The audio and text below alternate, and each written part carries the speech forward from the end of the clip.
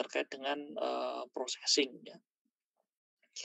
Terus kemudian mikrostruktur tentu saja mikrostrukturnya bagaimana, ini pekerjaan, orang-orang material ya, orang-orang material. Mungkin jurusan teknik material atau di teknik mesin tapi, bidangnya di material. Nah, kita mungkin tidak terlalu fokus dengan ini, begitu ya. Ini Pak Bambang sudah menyampaikan ya, nanti ada komposisinya, BCC, HCP, dan lain sebagainya. Nah, itu akan terkait dengan properties juga nanti ya. Kalau phase center kubik, FCC gitu ya, nanti sifatnya bagaimana, atau BCC sifatnya bagaimana. Nah, itu akan contohnya ya. Contohnya kalau BCC misal dia tidak sisanya magnetik atau non magnetik begitu ya. Nanti ada sifat-sifat terkait dengan itu. Oke, klasifikasi dari material ini ya. Ada metal, ada logam dan paduannya ya. Kalau kita bicara besi begitu ya. Besi adalah Fe Mas ya. Adik semuanya Fe. Tetapi kalau kita bicara dengan yang tersedia di lapangan ini tidak ada ya kalau kita bicara besi saja. Jarang yang akan jual gitu ya kalau di produk-produk. Adapun harganya biasanya relatif mahal. Yang ada adalah baja paduan ya. Baja paduan. Apa baja paduan? Di situ ada unsur besinya, terus kemudian ada unsur-unsur yang lain, misal nikel, ada tembaganya, ada nikelnya, ada kromiumnya, dan lain sebagainya. Ya. Kalau Anda bahasa baca konstruksi begitu ya, itu bahasa paduannya Fe-nya berapa persen. Gitu ya. Kemudian ada keramik, ada glazes gitu ya, atau glass ceramic gitu ya. Seramik paling mudah ya seramik ya, seramik di Noyo misal begitu ya. Nah, di situ bahan dasarnya adalah alumina ya. Alumina, terus kemudian ada silika dan lain sebagainya gitu ya. Ada polimer ya, ini plastik ya, terus kemudian ada termoplastik dan termoset begitu ya. Termoset dan termoset. Sebentar ya.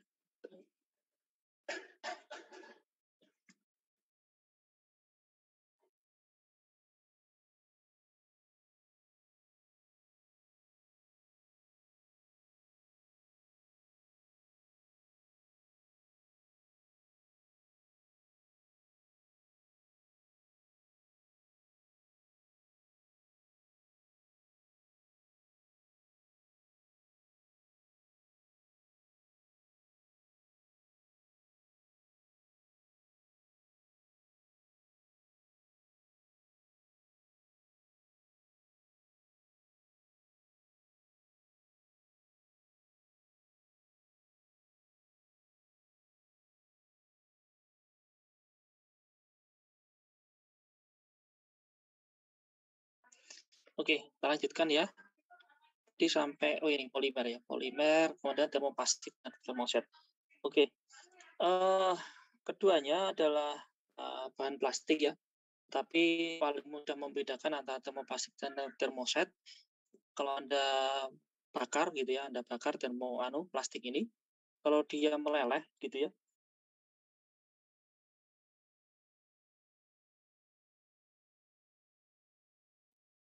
Kemudian ya meleleh juga tetapi nanti akibatnya adalah gosong begitu ya. Itu ada termoset ya. Cara paling mudah seperti itu. Jadi ada material-material plastik ini ketika Anda bakar meleleh gitu. Misal sedotan ya. Sedotan itu Anda bakar akan meleleh ya. Ini termoplastik ya. Tetapi kalau ada material-material seperti plastik yang nanti Anda bakar, tetapi dia sampai ketika dibakar dan gosong, akan menjadi gosong gitu, itu termoset gitu ya. Terus kemudian ada semikonduktor, saya rasa semikonduktor ini kalau Anda sekarang pasti nggak ada yang tidak pegang HP ya. Nah, itu materialnya semikonduktor. Kolega saya dulu waktu kuliah di Jepang, dia risetnya mengenai semikonduktor ya. Memang sangat menarik ya, semikonduktor ini mempunyai sifat ya, dia dapat menyimpan memori dan lain sebagainya. Memang Tuhan menciptakan bahan-bahan ya yang kalau kita jeli mengolahnya, ya, jeli mengolahnya ini sangat sangat berguna ya. Space semiconductor ini. Ada juga superconductor ya. Semiconductor juga kolega saya ya, lab sebelah begitu. Nah, dia meneliti mengenai superconductor. Superconductor dia contohnya applied-nya di maglev ya, magnetic levitation. Magnetic levitation tersebut yttrium 16 J berapa gitu saya lupa. Dia kalau didinginkan di bawah nol ya, atau temperatur kriogenik gitu ya, didinginkan dia akan bersifat magnetik begitu ya. Akan bersifat magnetik. Ya, sifat itulah yang akan dimanfaatkan untuk gaya angkat untuk mengangkat train ya, gerbongnya dari relnya. Nah, itulah beberapa sifat-sifat dari materialnya atau klasifikasi material. Terus kemudian yang tren juga ini adalah komposit material ya. Komposit material ini sangat trending karena ini dapat Anda bentuk atau Anda produksi sesuai dengan keinginan Anda. Sebagai contoh begini, kalau Anda ingin memerlukan material dengan kekuatan tarik ya, kekuatan tarik saya ulangi, kekuatan tarik bukan kekuatan tekan, 100 MPa begitu ya, tetapi nanti kekuatan tekannya relatif rendah begitu ya, misal ekstrimnya 2 MPa begitu ya. Nah, Anda dapat menggunakannya komposit ini begitu ya. Dengan cara apa ya? Dikasih penguat yang searah ya, yang searah sumbu aksial dari gaya tersebut begitu ya. Nah, komposit ini adalah dua material yang terdiri dari matrik itu core utamanya dan penguatnya begitu ya. Penguatnya misal serat begitu ya. Nah, dari dua material tersebut digabungkan menjadi satu, menjadi suatu sifat baru tanpa merubah sifat asli dari dua benda tersebut ya. Itu komposit. Artinya dua benda tersebut tetap mempunyai sifat-sifat baru yang akan dapat Anda gunakan sesuai dengan applied yang Anda inginkan begitu ya. Aplikasi yang Anda inginkan. Itu komposit. Nanti akan kita bahas. Oke, selanjutnya ini contohnya ya. Contohnya tadi sudah saya bahas. Kalau metal atau alloys ya, itu ada contohnya untuk metal adalah copper, terus kemudian ada gray cast ion, terus kemudian alloy steel itu ada applied-nya ada vehicle, automotive, chassis, dan lain sebagainya. Anda bisa baca propertiesnya samping kanan ya. Terus ada seramik, SiO2, Na2O, CaO, dan lain sebagainya. Ini glasses ya. SiO2 itu glasses, silicon oxide ya. Kemudian ada Al2O3, ini seramik ya. Di seramiknya ini ada MgO, terus kemudian SiO2 juga. Terus kemudian barium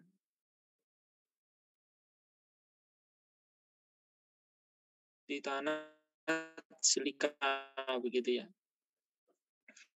Ini applied-nya di kapasitor ya, mikroelektronik, fiber, dan lain sebagainya gitu ya. Terus kemudian ada polimer ya, ada epoksi, ada phenolic gitu ya.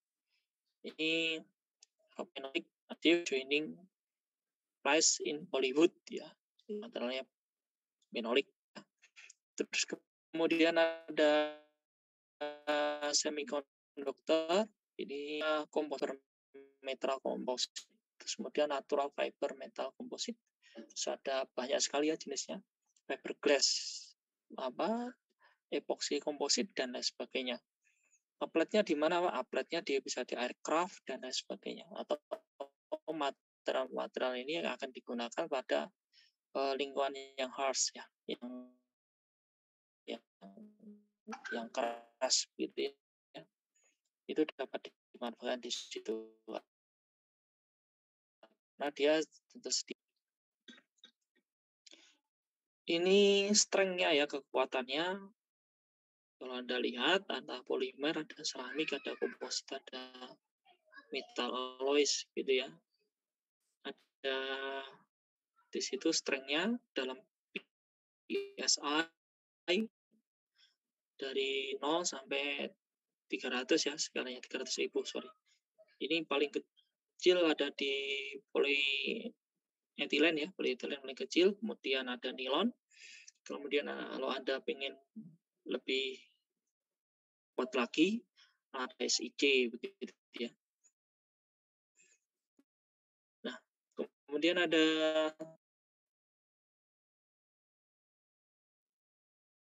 alloy ya. Di sini strength-nya begitu. Nah, perlu ada garis bawahi kemudian ya, ini seramik, ini material yang sebenarnya relatif kuat ya, relatif kuat di sini daripada misal kita menggunakan CO zinc brass atau aluminium alloy. Tapi seramik ini sifatnya adalah brittle, mudah patah gitu ya. Yang perlu ada garis bawah itu ketika Anda nanti dijumpai pada material-material yang terkait dengan seramik. Gitu ya. Ini functional classification, ada aerospace, ada biomedical, ada elektronik ya, terus ada energi teknologi, environment teknologi ya, ada magnetic material, fotonik, smart material, structure material gitu ya. Nah, ini klasifikasi dari fungsinya ya. Ada elektronik material, kemudian ada energi teknologi and environment, magnetic material, ya. Kemudian optical material, smart material, struktural aerospace ya. Biasanya kalau di industri secara praktis saja, ini yang bisa saya gunakan untuk pipa dengan untuk menyalurkan gas ini apa begitu ya, misal begitu. Ini untuk yang tahan korosif apa begitu ya. Nanti pilihan materialnya ada, nanti tinggal disesuaikan aja. Anda lihat caranya, triknya adalah Anda lihat komposisinya, terus kemudian bisa Anda cari opsi-opsi ya. Biasanya kalau industri dia akan masukkan kepada vendor yang akan menyuplai material Anda, gitu ya. Vendor tersebut ada berbagai jenis ya. Ada yang dari China, begitu ya. Ada yang dari Europe, ada yang dari biasanya Indonesia, dia lari vendor tersebut akan mencari material-material dari mereka ya. Nah, biasanya material-material yang sangat terkenal dari Eropa bagian timur ya. Castingnya sangat terkenal begitu ya. Casting material sangat terkenal. Ya. Seperti contoh terakhir yang kita kerjakan kemarin di Petronas ya. Kita ada pekerjaan di Petronas, itu Petronas mengebor minyak ya, dilepas pantai barat Madura ya. Ternyata bornya patah di laut ya, di dalam laut itu dia patah begitu, terus kemudian dia angkat. Nah, dicurigai vendornya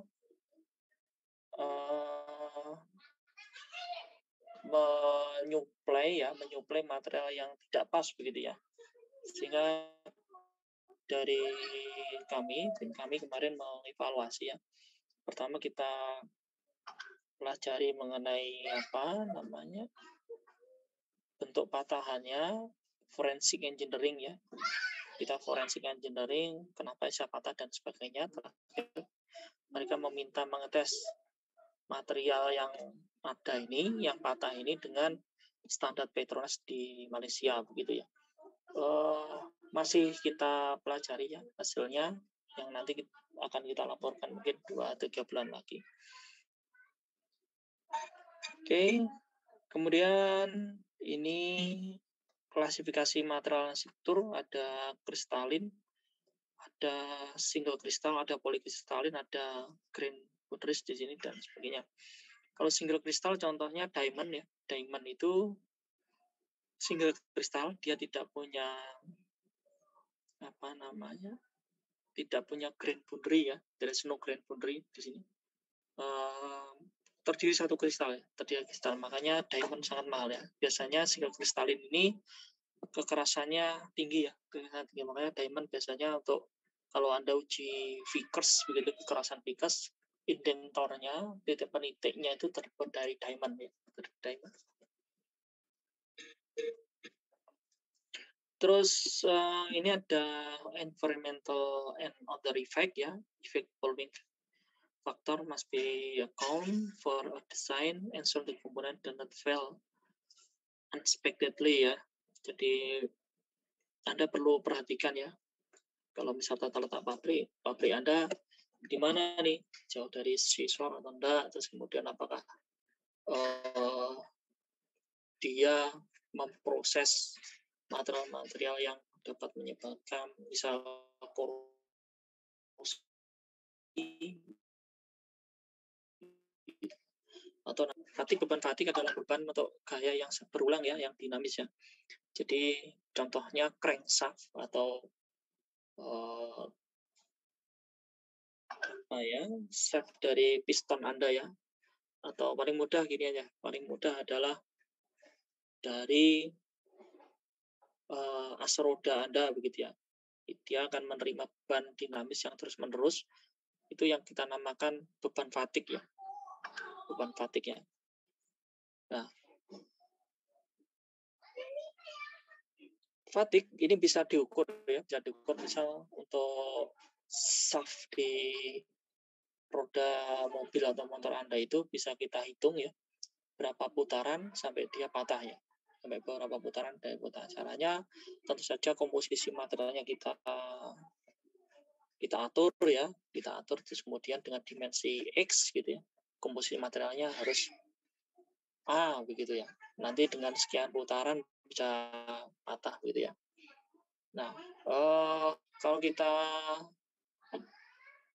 lihat desain otomotif tahun-tahun yang dulu ya, sebelum mungkin ya sudah ditemukan ya ilmu ini ya, tetapi belum mungkin terlalu banyak di-apply.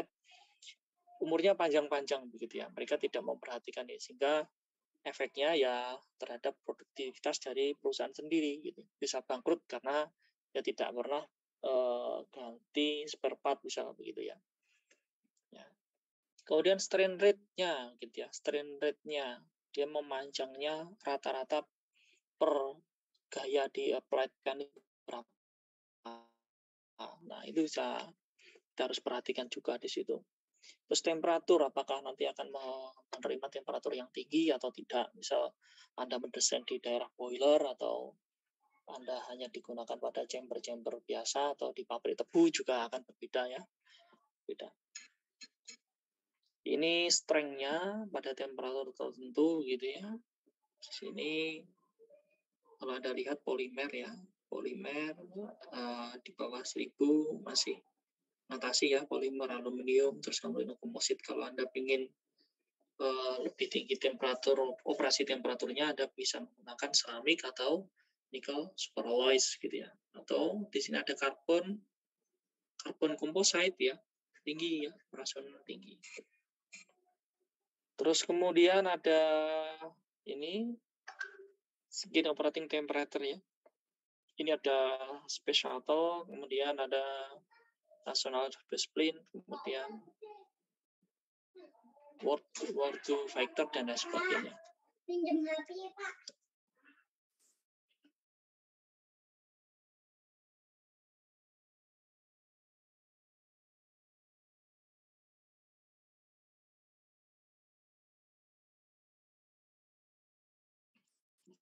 Baik, kita lanjutkan ya. Mohon maaf ada. Oke, ini contohnya ya. Contohnya X30T plane prototype ya. Di sini ada bagian-bagiannya, lifting body shape, kemudian electrical operated driving surface, kemudian integrated air engine-nya. Nanti materialnya beda-beda, Pak. Materialnya beda-beda. Yang bagian samping ini biasanya metallic thermal protection tiles gitu ya. Atau sebenarnya ada komposit dan lain sebagainya. Gitu. Baik, begitu. Ada yang ditanyakan sementara untuk kuliahnya? Mohon izin untuk bertanya, Pak.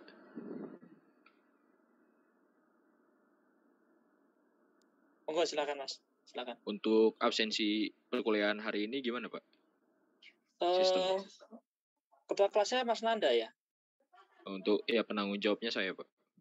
Oke, Mas Nanda nanti membuat absen saja ya, ambil saja di Google Form begitu, nanti dilampirkan bukti capturean dari siapa saja yang hadir, begitu aja Mas Nanda.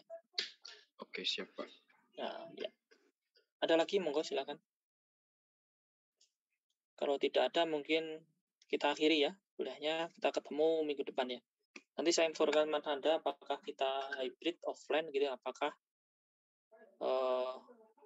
online saja. Ini rata-rata sudah ada di Malang. Sudah, Pak. Kelas, Pak. Libur Idul Fitri kapan rencana? Adik-adik mau yang luar kota?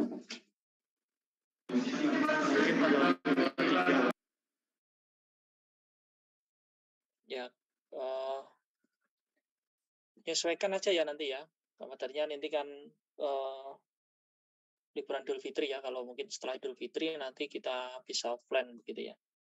Karena adik-adik mungkin yang keluar kota mungkin bisa ikut kuliah juga. Oke, saya akhiri. Selamat siang. Wassalamualaikum warahmatullahi wabarakatuh. Waalaikumsalam. Terima kasih, Pak. Ya, baik. Terima